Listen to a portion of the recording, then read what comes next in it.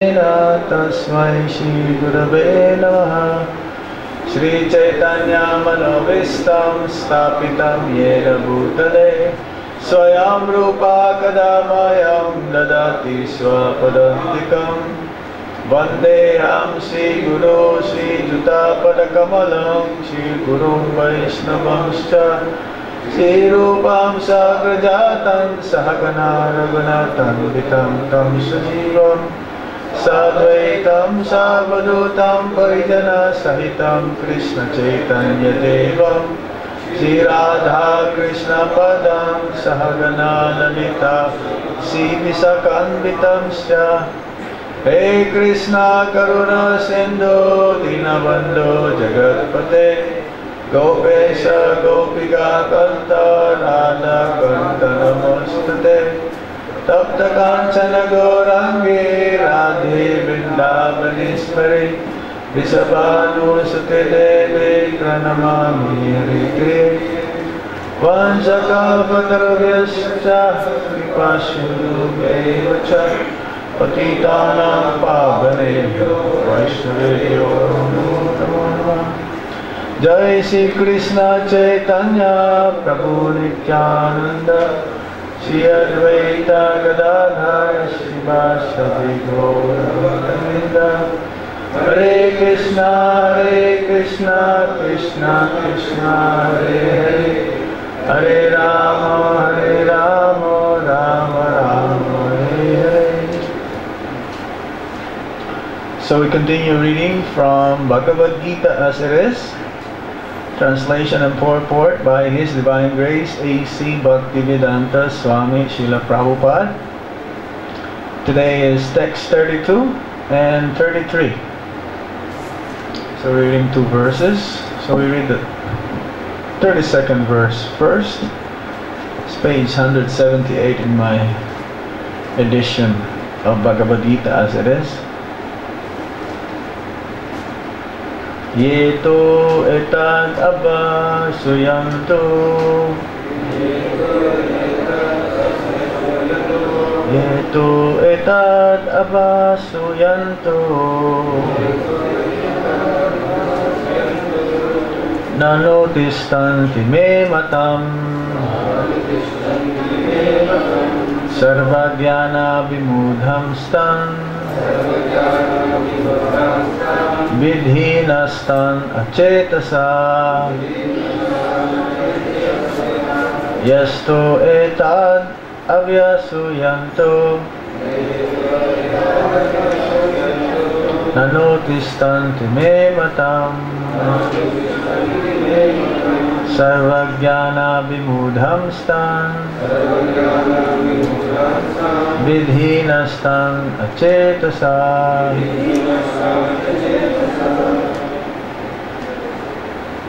Somebody else? Yasto etad avyasuyanto, nanotistanti me matam, sarvagyana vimudham stan, vidhinastam acetasa.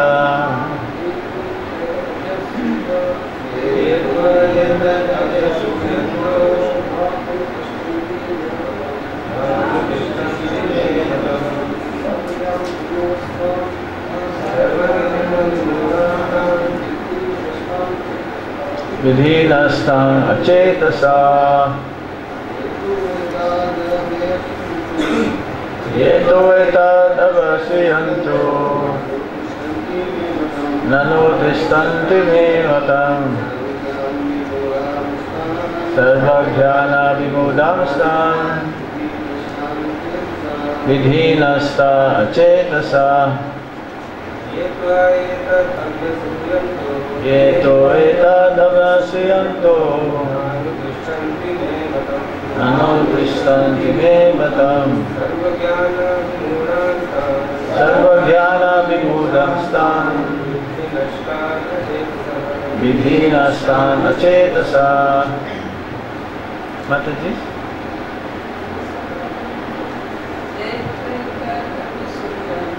yestu tadavisyanto nanudistanti me matam sarvajnana vimudastam vidinastam acetasa yeto etadavasuyanto nanudistanti me matam sarvajnana vimudastam vidinastam acetasa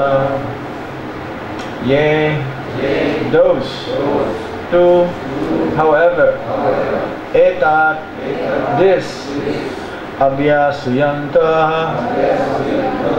out of envy, na, do not, anutistanti, regularly perform, me, my, matang, injunction, sarvajnana, in all sorts of knowledge, bimudhan, perfectly befooled, taan, they are, vidhi, know it well, nashtan, all ruined, acetasaha, without Krishna consciousness.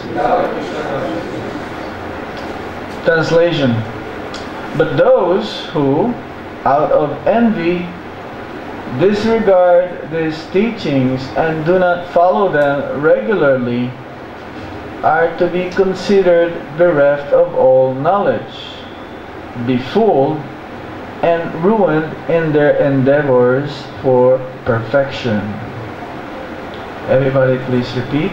But those who, out of envy, disregards these teachings and do not follow them regularly are to be considered bereft of all knowledge, befooled, and ruined in their endeavors for perfection. Purport: the flaw of not being Krishna conscious is clearly stated herein. As there is punishment for disobedience to the order of the Supreme Executive Head, so there is certainly punishment for disobedience to the order of the Supreme Personality of Godhead. A disobedient person, however great he may be, is ignorant of his own self and of the Supreme Brahman, Paramatma, and the Personality of Godhead due to a vacant heart. Therefore, there is no hope of perfection of life for him. Yeto etad abhyasuyanto natutistanti me matam sarvajnanam vimudhamstam vidhinastam acetasam. So this is the negative aspect of the previous verse, where it says, Ye me matang idang nityang anutistanti manabha sadavanto nasuyanto muchyante te pikarmabhi. Again, this nasuyanto.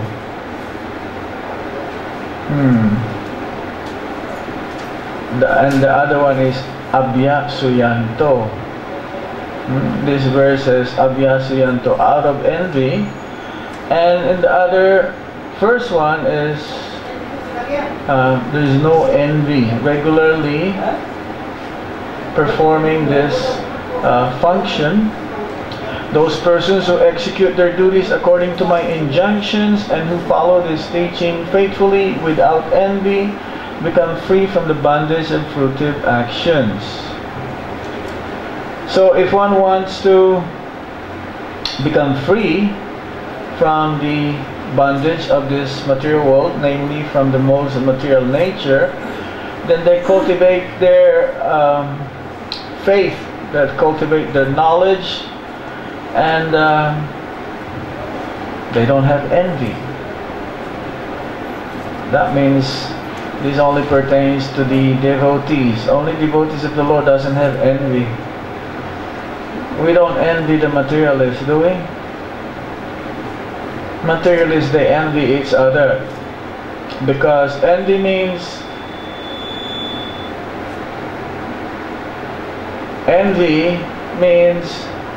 you have something that I don't have and I want to have it, and I will do everything just to have the same like you have, or greater than what you have right now. And I may do something against you to harm you so that I will get what you have. Now this is what we call envy. So ultimately, of course, it mentions that we want to be happy, separated from Krishna. We want to be happy, the same as Krishna, and that's why we are here in this material world. So there's a tinge of envy there, because Krishna is always joyful, is always happy, and of course the living beings in the spiritual world are always happy as well, because same nature, same quality. But somehow this mentality to be the same or equal with Krishna crept in.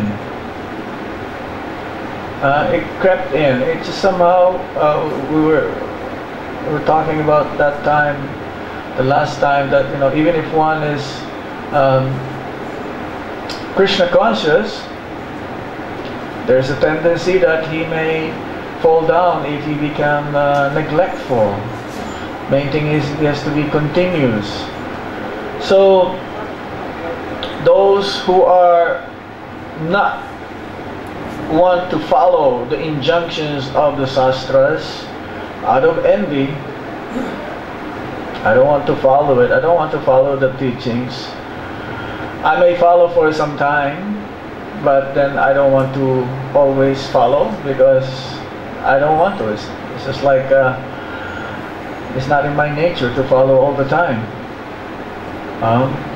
So there is a flaw, or there is some kind of a mistake in this on the part of the person who wants to endeavor for perfection. Prabhupada says, it's not that you follow one part of the Bhagavad Gita and then you disregard the other part. Some people are like that. They only choose what is good for them. They're happy to apply for themselves, and if things that is not so conducive for them, or they're not happy to follow, they will disregard that. They will put them aside. So in following the scriptures, especially those enjoined by Lord Krishna, Dharma to Sakshat Bhagavat Pranitam, the Dharma can be only enjoined, and this is only coming from the Supreme Lord, then it is for the good of us. It may be distasteful in the beginning, it may be a little difficult to follow because of our conditioning under the modes of material nature. However, we have to do it. We have to follow. There is no choice. And because it is a gradual process, in the beginning it is bitter in taste. It's not very tasteful. It's not very palatable, so to speak. Because of we've been addicted to sense enjoyment. And when one comes into Krishna consciousness in the beginning, we may not be able to taste what it is like being in Krishna conscious, or being Krishna conscious. There's a little bit of austerity one has to perform, and in doing so, in the beginning we may become a little enthusiastic, but then we find it's not working immediately. No instant result. So in this way we think, oh, something is wrong here. I'll skip one. Let me try to do the others. Just for example, it's like the morning program. If we actually follow the morning program properly, then it'll give us a spiritual strength. It's the other way around. But we have to struggle for the whole morning program to actually become absorbed in the process. So sometimes due to laziness, this is one of the symptoms of one who is not spiritually healthy, that he wants to follow the morning program, but because he's still infected with material disease, it's not completely cured, so he's lazy that one will go back to sleep after 6:30. I'll chant my 8 rounds and then I'll go back to sleep. Maybe I'll get strength for Guru Puja. And then sleep is in the mode of ignorance, and one who's in the mode of ignorance, he feels satisfied and happy being in that mode. So it's already 7:15 and well, I'm happy, I'm satisfied. I'll do it tomorrow. I'll come for Guru Puja tomorrow. Then he will sleep in all the way through the morning class, and then, oh, it's prasadam time. Take a shower. Maybe not, because you're in the mode of ignorance, so you'll just go straight to for prasad. So how one can become successful? And he is also envious of others who are successful in Krishna consciousness. If he sees others, envy means you see others happy and you want to become happy, but you don't want to pay the price. Right? So you may see others, one who follows strictly, regularly, without fail, and as much as possible try to become absorbed with the process, then that person actually becomes stronger and stronger in spiritual life.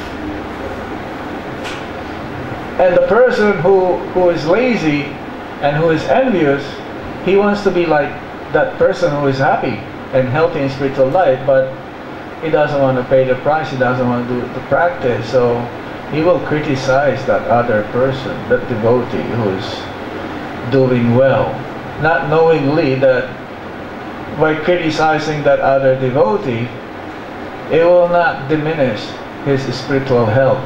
It's contrary, the person who's criticizing will go deeper and deeper down, and eventually he'll find himself disassociated with the devotees. So how can one attain perfection? He may endeavor, but his endeavor is in a negative way. It says here, out of envy, disregard these teachings and do not follow them regularly are to be considered bereft of all knowledge, befooled, mudha. Prabhupada used that word, mudha. Mudha means, what is that, the meaning of mudha? Huh? Donkey, yes, donkey. Also use rascal. Here's the word rascal. He would use that name also for the those academically, materially intelligent. They're very materially, they're gifted. They're literary, they're philosophers, they're poets, they're academicians, but their knowledge actually is there's a vacuum in their knowledge, because their knowledge will not save them at the time of death. So they're called befooled because they think that they know. They think that they know, and they're so proud of themselves. Actually, they're bereft of all knowledge, because real knowledge means understanding the supremacy of the Supreme Lord, understanding who am I, and understanding what is my relationship with Krishna. And understanding the supremacy of the Supreme Lord means following His instructions, following His teachings. As it was mentioned before earlier, that the injunction of the Supreme Personality of Godhead Krishna is the essence of all Vedic wisdom and therefore is eternally true without exception. Just like nowadays, one is considered very, very successful, especially if you win this Pulitzer Award for literary intelligent class, or if you win this Nobel Peace Prize, the one who invented the dynamite, Nobel, they will give this prize for specific areas that they contributed to the society, thinking that yes, they've done great. They study some kind of medicine that will cure some kind of disease, or something that contributes to humankind, so to speak. But what did they contribute to? Nothing. Nothing that can save them from the time of death. So they understood, those materialists, they understood that, oh, everything happens by chance. There's no supreme intelligence who is the source of everything. They believe about, especially this person named Freud, who believes in the evolution of men, that we all came from monkeys. Thinking that, or saying that, yes, because he went to one island, and from the island he saw many species. Darwin, sorry, Darwin. Freud is different. Yeah, Darwin. Yeah, he was thinking that oh, maybe this is accumulated for so many years that, you know, this insect became like this, and eventually it'll become like that. But then when they ask if there is origin, then there is no origin of this. It's just all by chance. Freud is different. He's in psychology, whereby everything evolves in sex. The whole world, Prabhupada mentions as the whole world. Yes, the whole world is moving around sex. So they believe that in hedonism, that just enjoying their senses, but they don't believe that there is some kind of punishment. They believe that because there is no God, then I can do anything and everything. I don't need to get punished. No one can punish me. I'm free to do whatever I like. But this is not so. Even in the modern society, or in a civilization, well-established civilization, there is rules and regulations been declared by, or put by the government or a king to protect the citizens. So there is an order and harmony amongst the society.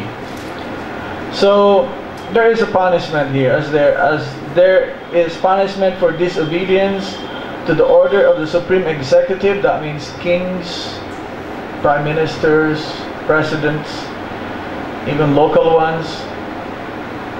Just like recently, they had an election, and they're hoping for the best. They're hoping for who? Modi, so that there'll be no more cow killing, just like what he did in Gujarat, and nothing can stop them. They may be a law, but they will disobey the law, right? They became used to it. They became conditioned to it. They may punish, but in Kali Yuga, it actually is the head of the governments who are the culprit. They're the ones who are. Doesn't matter. Not unless if the leader of the society is Krishna conscious. Then he will act according to the laws of God. So certainly there is punishment for disobedience to the order of the Supreme Personality of Godhead. And indirectly, Krishna is punishing us through the material energy. A person who is bewildered, who is in delusion, he acts according to his nature, the nature that he acquired. So a disobedient person, however great he may be, is ignorant of his own self. This is the meaning of ignorance. He doesn't know himself and he doesn't know Krishna, which means actually that he doesn't act accordingly. He only acts according to his dictations of his mind and through the dictations of his senses and due to false ego. That's why he has a vacant heart. He doesn't. A devotee acts from his heart because he has love for Krishna. And because he has love for Krishna, all of his actions is only to please Krishna. He does not act mentally. When one acts through the mind, he makes a pushing and pulling. So to speak, he balances things. What will be the result of this? Am I going to get benefit, or the other person will get the benefit? And the other person will get benefit, I will not do it.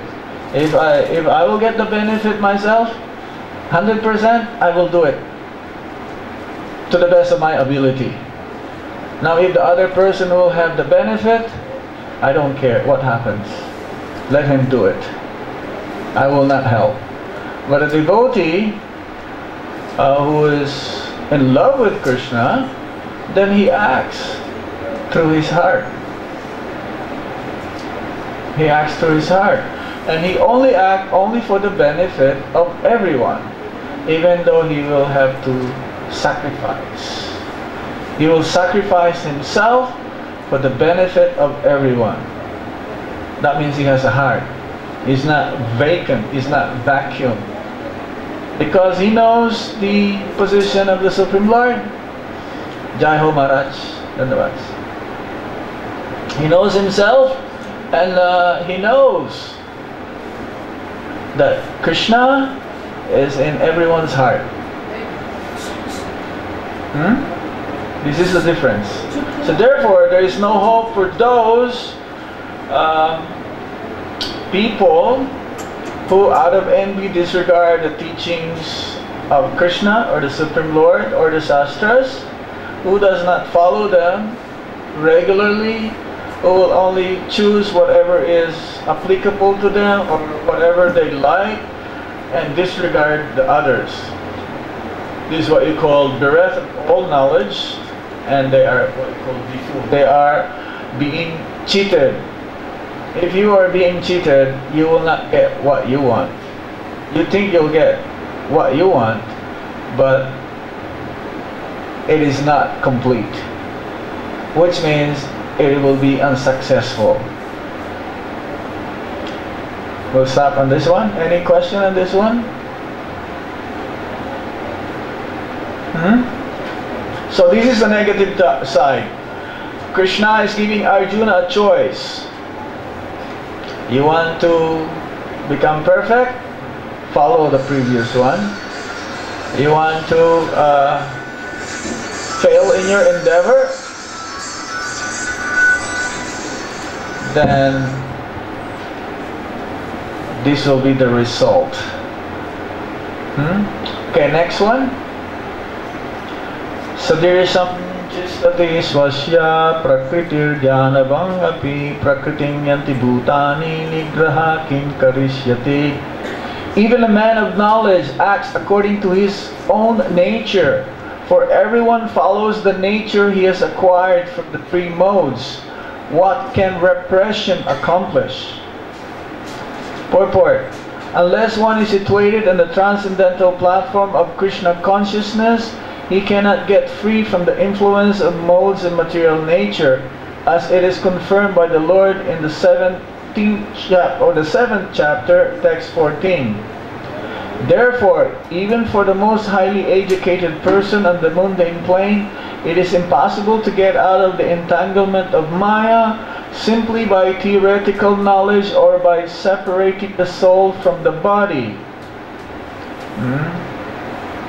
There are many so-called spiritualists who outwardly pose as advanced in the science, but inwardly or privately are completely under particular modes of nature which they are unable to surpass. Academically, one may be very learned, but because of his long association with material nature, he is in bondage. Krishna consciousness helps one to get out of the material entanglement, even though one may be engaged in his prescribed duties in terms of material existence. Therefore, without being fully in Krishna consciousness, one should not give up his occupational duties. No one should suddenly give up his prescribed duties and become a so-called yogi or transcendentalist artificially. It is better to be situated in one's position and to try to attain Krishna consciousness under superior training. Thus one may be freed from the clutches of Krishna's Maya.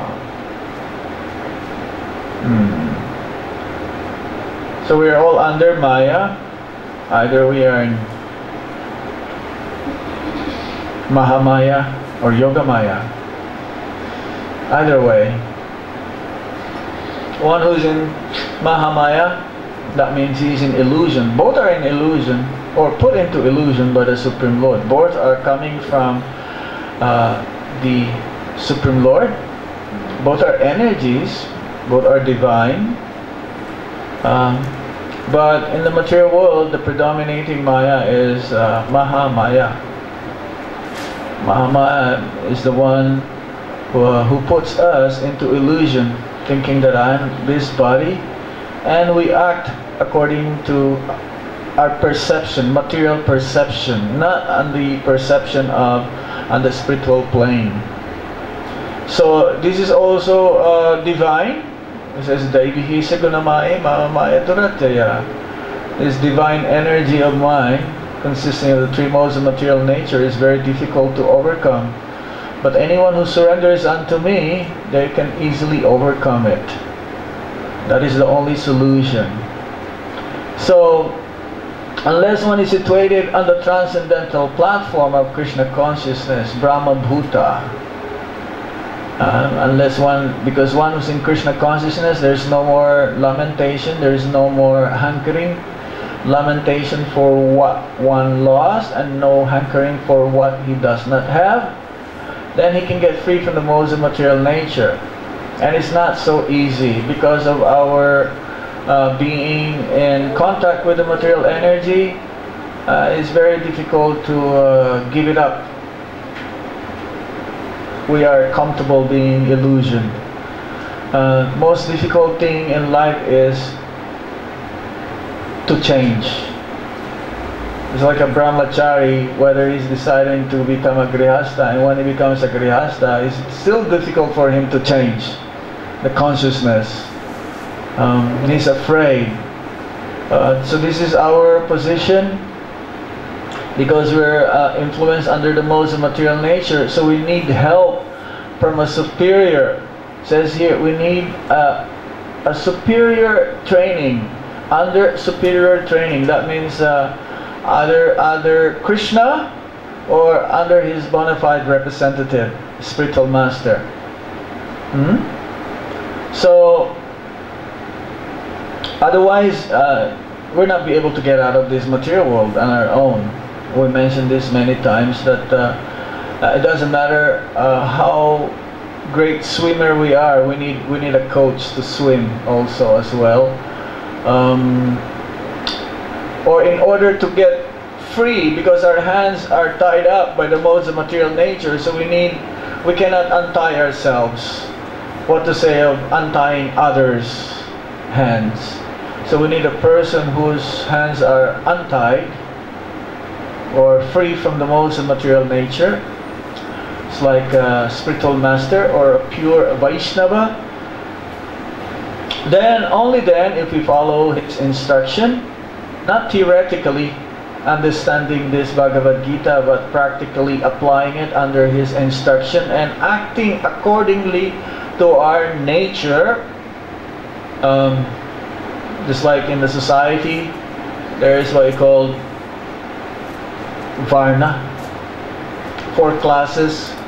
One is considered as a Brahmana, Vaishya, Kshatriya, Sudra. Then it doesn't matter what position we are or what quality we acquire, then only then we can, as long as we're acting to please Krishna, samsiddhim haritoshanam. Otherwise, we act according to our nature, but only to please ourselves and not to please Krishna, then srama hi eva kevalam is just a waste of time. And many people, if not 99.9% of the population, they act only for their sense enjoyment. And some who are a little bit of, they have understanding that I have to praise the Lord or please the Lord, be grateful to the Lord. So somehow they accumulate some kind of pious activities unknown. And not until they meet devotees of the Lord, then they'll be able to really know what is the proper way to please the Lord. Otherwise, only devotees, they know how to please the Lord. Why they do what they do is only to please the Lord. We have many members in our society who are working class.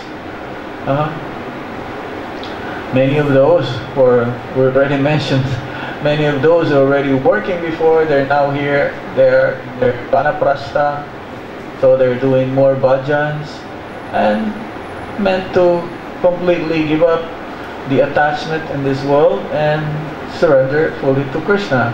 But many of our members are working outside. They have a 9-to-5 job, working maybe as a white-collar job or a blue-collar job. They spend time working hard, but then they spend time also for Krishna. And because it's not so easy when you work with the karmis, it's not the right word, materialist, because karmis means they follow the karma kanda section of Vedas. Materialist, sense enjoyers, so to speak. And it's not so easy to associate with them if you're not so strong, if you're not very determined in your purpose. You can get easily carried away because you may compromise. You want to be part of them. It's not that you want them to be part of what you're doing, but because the environment is so polluted that it is materially saturated, that is very difficult to get out of the entanglement. Not so easy. That's why some of them, they just want to give up immediately and come and stay here in Vrindavan. It's not so. There is one person in Chicago, he asked Prabhupada because he found out that he has a heart problem.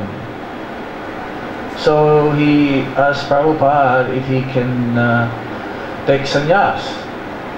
He just wants to dedicate himself in chanting. But he knows that he's going to die very soon. Prabhupada says no. But he's very adamant. He's very, very adamant. He says, Prabhupada, I just want to chant all day long, not want to do anything because I want to prepare for my death. Okay, we'll give you Babaji. He's the only one. He's the first one. He's the only one maybe who was given Babaji. Or maybe there's another one from Africa. So Prabhupada, there was a ceremony. He offered him the white cloth. And he told him, I'll give you a place to stay in Mayapur. A hut made of bamboo and all those grass. It's like when you go to Mayapur during festival time, there's no place to stay. Devotees, they don't have any choice. They will stay in Nityananda Kutir or Gauranga Kutir, which these are all like made of hut. So he went there, very enthusiastic. Oh, I'll be able to do my wish. I will just chant. He was enthusiastic in the beginning, but it started to become hot. Like now, it's starting to become hot. It's not hot yet. This is just a start. So he was chanting and chanting and chanting, and he became very, very restless. He's not able to do it. He's not able to do it. So he came back to Chicago, and he told Prabhupada, I cannot do it. What is this? You're breaking your determination, your vow? He said, I cannot do it. I give up. So eventually he went back to with his wife, and he left the movement. And one day they saw him. He's healthy, pinky and healthy, but spiritually dead. So one must be very careful, especially when in the execution of devotional service, because we cannot really go too fast. We want to go quick, but if we are too quick, because the process is gradual, and execution of devotional service is not for my satisfaction. We should always remember this. We should not be mindful of the result of our service for Krishna. The result is up to Krishna. I will just do my very best, to the best of my ability, to serve Krishna, to please Him. Samsiddhim Hari Toshanam. Is not theoretical. The application of Krishna consciousness is not just in papers. It is through action, and especially through one's heart. Bhakti means it comes through the heart to please Krishna ultimately. And this will only come because Prabhupada says one time that execution of bhakti is only after the liberation. After liberation means after becoming free from the modes of material nature. Becoming free from the modes of material nature means acting only for the pleasure of Krishna. Then there is no more karma. There is no more reaction. But still, because right now we are contaminated and we have acquired some kind of qualities from the past, that we have to act accordingly. But ultimately, Srila Prabhupada says that we should be come to the mode of goodness. Then one will be able to execute Krishna consciousness and ultimately come to the platform of pure goodness. So, being fully Krishna conscious, one should not give up his occupational duties. That's what we call prescribed duties. Prescribed duties means we have to do accordingly to our physical nature, and all of our duties, occupational duties, this is what we call prescribed duties and occupational duties in Prabhupada's books, isn't it?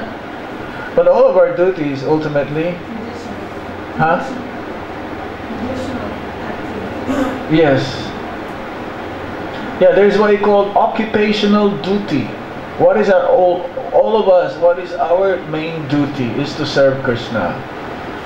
To serve Krishna, to please Krishna, according to our nature where we are. But ultimately, we have to go beyond our nature, because a person acts if he's in the mode of goodness or mode of passion. If he's in the mode of goodness and he's in the Brahminical qualities, then he acts in a Brahminical way. If one is in the mode of passion, usually Satriyas are in the mode of passion. So Arjuna here is in the mode, should be in the mode of passion, but he's acting in the mode of Brahmana. He doesn't want to fight. And Krishna says no. But because this is the nature of a saintly person, Arjuna also is a saintly person as a devotee, so he's acting in the mode of goodness. He doesn't want to fight. But then he's not acting according to his prescribed duty. But then you have to act according to your prescribed duty as a Kshatriya to fight, but for my pleasure. For me, you fight for me. So when Krishna says you fight for me, then he's acting in his occupational duty, ultimately, to please Krishna. So this is our position, all of us. And how do we know what is our prescribed duty? That's why we approach a bona fide representative of the Supreme Lord, the spiritual master, and in this way he engages us accordingly. But when one becomes a Vaishnava, he can do any service. He's like a jack of all trades. There's no such thing as prescribed duty anymore. He's beyond prescribed duty. A Vaishnava, he acts as a Kshatriya if needed be to protect devotees and Krishna. He's always in the mode of goodness, of course. But when it comes to for protection, you cannot say, "Oh Prabhu, I'm a Brahmana. I don't harm others." That's not good also. "Oh, I'm a Brahmana. I don't sweep the floor. I'm a Brahmana. I don't wash pots." But we have in the deity department, this is Brahminical activities. One sweep the floor. Everything is engaged for the service of Krishna, but they're all in the mode of goodness. Should be, isn't it? And if somebody wants to harm the deities, then he should be ready to protect the deities. And Prabhupada says that we should have guns in Mayapur and Vrindavan, but we don't have. We have security guards. We should have guns in Goshala, because there are so many gundas there trying to capture our cows, steal our cows. And I myself, I volunteer. I'll be one of those guys who can get a license, and they get guns or something. So we should be able to do these things. We should be ready to do what is needed for the pleasure of Krishna. So, for a man of knowledge acts according to his own nature, for everyone follows the nature he has acquired from the three modes. What can repression accomplish? We'll stop here. Any questions?